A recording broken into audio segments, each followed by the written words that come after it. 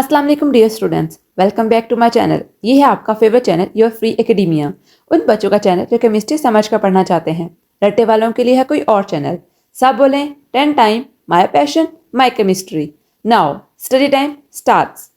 Okay बच्चों, previous week में मैंने सारे आपको गेस्ट पेपर प्रोवाइड किए थे जो कि मैं समझती थी कि ये एनालिटिकल क्वेश्चन के हिसाब से इंपॉर्टेंट है, कॉन्सेप्चुअल क्वेश्चन के हिसाब से इंपॉर्टेंट है। और उसके साथ साथ मैंने बहुत सी मोटिवेशन वीडियोस भी अपलोड की हैं ताकि बच्चे पढ़ाई के साथ साथ मोटिवेट भी हो सकें। आज जो है वो बेसिकली है chemistry 10th final guest paper, जो कि लॉन्ग क्वेश्चन आंसर्स के बारे में मैं दूंगी क्योंकि आपका जो है वो एक दिन बाद केमिस्ट्री का पेपर है। तो मैं चाहती हूँ कि आपके पास वो गेस्ट पेपर आए, ठीक है। यूट्यूब के ऊपर बेतहाशा ऐसी बेशुमार वीडियोस हैं, लेकिन मैंने सारे के सारे गेस्ट पेपर आपके चेक किए हैं, सारे पास पेपर चेक किए हैं और उनमें जो मोस्ट रिपीटेड क्वेश्चंस आते हैं या फिर मोस्ट एक्सपेक्टेड जो गेस्ट पेपर के क्वेश्चंस हैं और जो सारे क्वेश्चन जो कि एक्सपेक्टेड हैं कि आ सकते हैं, उनको मैंने एक पीडीएफ में बना के रख लिया अपने पास। अब मैं आपको समझाती हूँ कि हमने वो क्वेश्चन कैसे देखने हैं और इसके अलावा इन सब की पिक्चर्स जो है वो मैं अपने व्हाट्सएप चैनल के ऊपर शेयर कर दूंगी, जिसका लिंक जो है वो डिस्क्रिप्शन में है। आप वहाँ से भी देख के इसको सेव कर सकते हो अपने मोबाइल के अंदर।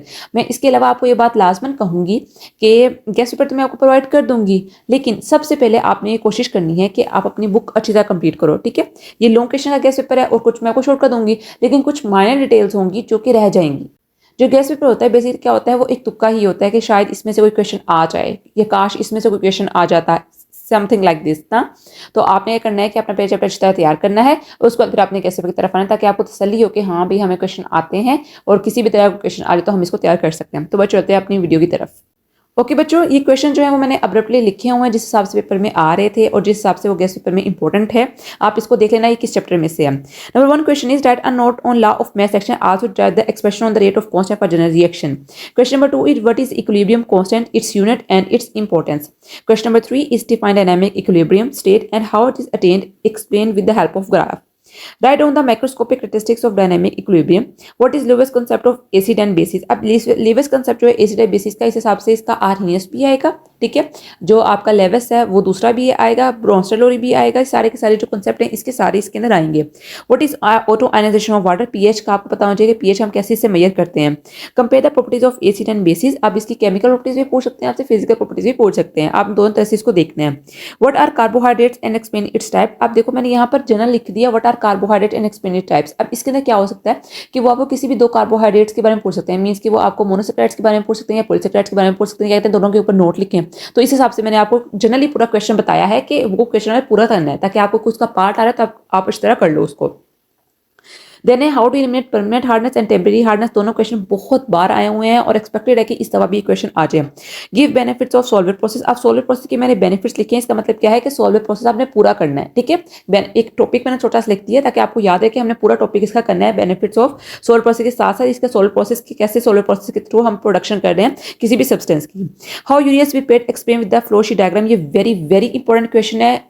फर्स्ट टाइम या सेकंड टाइम किसी ना किसी एक ग्रुप को ये लाजमन क्वेश्चन आता है, ये बहुत बहुत इंपॉर्टेंट क्वेश्चन है। Question number 4 is what is ozone and how it is prepared. आपको पता होना चाहिए कि ओजोन कैसे क्या होती है, कैसे प्रिपेयर्ड होती है, ठीक है। कैसे इसके ऊपर क्लोरोफ्लोरोकार्बन जो होते हैं वो आके अटैक करते हैं और किस तरह ओजोन लेयर क्या करते हैं, डिस्ट्रॉय करते हैं, ठीक है। You should know all of these points. Question number 5 is what is water pollution, describe the effects of polluted water. अब यहाँ पर मैंने उन्हें स्पेसिफिक कर दिया वाटर पोल्यूशन को, तो आपके वो एयर पोल्यूशन भी पूछ सकते हैं। ज्यादा कॉमन जो आता है वो एयर और वाटर ही आता है, लैंड बहुत कम आया हुआ है और आता भी नहीं है इतना। तो एयर और वाटर को आपने ज्यादा फोकस करना है, ये नहीं कि लैंड को छोड़ देना है, बिल्कुल एयर और वाटर को ज्यादा प्रायोरिटी देनी है। Then define acid base according to Bronsted Lowry, explain the use of proteins. अब आपको मैंने यहाँ पे लिखते हैं यूज ऑफ प्रोटीन्स। अब आपको पता होना चाहिए कि प्रोटीन्स का इंट्रोडक्शन क्या होता है, ठीक है। प्रोटीन्स कैसे बनते हैं, जनरल इंट्रोडक्शन आपको पता होना चाहिए। अगर आपको उन्होंने दे दिया एक्सप्लेन यूज ऑफ प्रोटीन, आप यूज देखो प्रोटीन्स के पॉइंट्स बना के लिखो, ठीक है। इंपॉर्टेंस दिए तो आपको इंपॉर्टेंस भी पता होनी चाहिए, ठीक है। आपको पता होना चाहिए कि कौन कौन से किससे मिलकर बनते हैं, अमाइनो एसिड से मिलकर बनते हैं। आगे है question number 8 is right in detail about water borne infection disease. अब वो आपको टोटल इसके बारे में पूछ सकते हैं और कोई स्पेसिफिक डिजीज भी कर सकते हैं, ठीक है, आइदर इन शॉर्ट और long. Question number 9 is doubt the composition and use of different types of coal. अब यहाँ से आप पूछ सकते हैं कोल कैसे प्रिपेयर होती है, आपसे वो डिस्ट्रक्टिव डिस्टिलेशन के बारे में पूछ सकते हैं और फ्रिक्शन डिस्टिलेशन के बारे में पूछ सकते हैं कि कोल किस तरह प्रिपेयर हो रही है और डिफरेंट इसकी जो हमने पढ़ी थी बिटुमिनस, इग्नाइट, ये सब हमने जो इसकी टाइप्स पढ़ी थी कोल की, आपको पता होना चाहिए कितनी इसके अंदर परसेंटेज कार्बन होती है, ठीक है, और कोक वगैरह भी। Then है what are essential and non-essential amino acid, very important question. Explain the process of smelting with reference to copper. यहाँ पे मैंने स्पेसिफिक कर दिया स्मेल्टिंग का प्रोसेस, लेकिन आपको सारा के सारे रिफाइनिंग ऑफ मेटल आनी चाहिए, ठीक है। सारे स्टेप बहुत इंपॉर्टेंट है, उसके रिएक्शन बहुत इंपॉर्टेंट है और उसकी डायग्राम बहुत इंपॉर्टेंट है। डायग्राम और रिएक्शन के बगैर आपका क्वेश्चन जो है वो इनकम्प्लीट है, मैं बार बार कह रही हूँ आपको, ठीक है। Question number 3 is that on the characteristic of homologous series, what is the difference between ketonic and functional group, prepare ethylene glycol from ethane, right a note on halogenation of alkenes, very important question, right a note on either on DNA और RNA, और किसी के ऊपर भी आपसे question पूछ सकते हैं, ठीक है। How many layers of atmosphere and how temperature is, आप पूछ सकते हैं आपसे कितनी लेयर होती है एटमॉस्फेयर की, स्पेसिफिक लेयर के ऊपर नोट लिखने के लिए आ सकता है, ठीक है। और ये पूछ सकते हैं कि टेम्परेचर कैसे चेंज हो रहा है, ठीक है।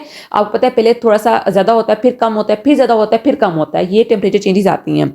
देन है what is green house effect, global warming and its effect, आपसे वो ग्रीन हाउस इफेक्ट के बारे में पूछ सकते हैं, ग्लोबल वार्मिंग के बारे में भी अलग से पूछ सकते हैं। आप चाहो तो अभी भी इसका स्क्रीनशॉट ले सकते हो, ठीक है, वरना मैं अपने इसको व्हाट्सएप चैनल के ऊपर शेयर कर दूंगी। देन है what is acid rain and its effect, very important. How water acts as solvent and its properties, ये थे आपके मोस्ट इंपॉर्टेंट क्वेश्चन जो कि एक्सपेक्टेड 2024 के हवाले से कि आपको इसमें से लॉन्ग लाजमन आएगा इंशाल्लाह। अब इसके अलावा अगर आपको कोई लॉन्ग आ रहा है ये आपकी किस्मत है, लेकिन मुझे पूरा यकीन है कि इंशाल्लाह इसमें से आपको 2 to 3 क्वेश्चन लाजमन आएंगे, ठीक है। इसके अलावा आपने पूरी बुक अच्छी तरह करनी है, ठीक है, एक पॉइंट को याद करना है, कोई पॉइंट मिस नहीं करना। अब आपका रिवीजन का टाइम है, आप रिवाइज कर रहे हो, अब याद करने का टाइम नहीं है, याद करने का टाइम जो है वो गुजर चुका है, ठीक है बच्चों। अब आपने रिवीजन करनी है और अच्छे और सच्चे दिल से करनी है। कल मिलते हैं एक नई एक्साइटिंग और अच्छी वीडियो के साथ, तब तक के लिए फी अमानिल्लाह।